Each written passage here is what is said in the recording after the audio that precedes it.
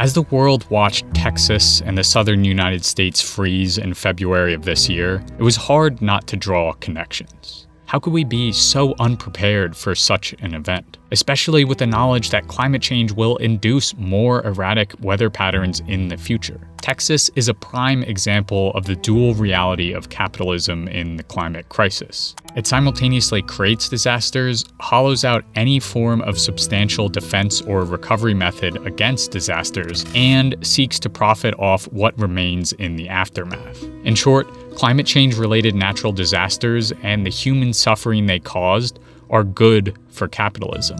In 2002, Texas deregulated its energy sector, purportedly hoping that if free market capitalist competition ran free, electricity prices would drop. But according to a 2014 report, deregulating the energy market did the opposite.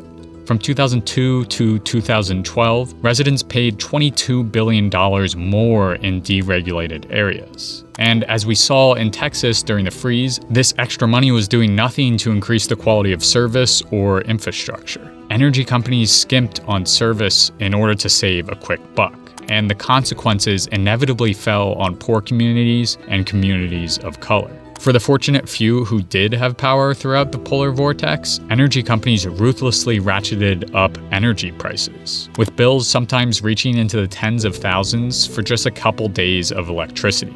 The profit motive of these capitalist institutions meant a drive to minimize the costs and create the most profit, which in the case of an increasingly disaster-prone world is quite literally a deadly combination.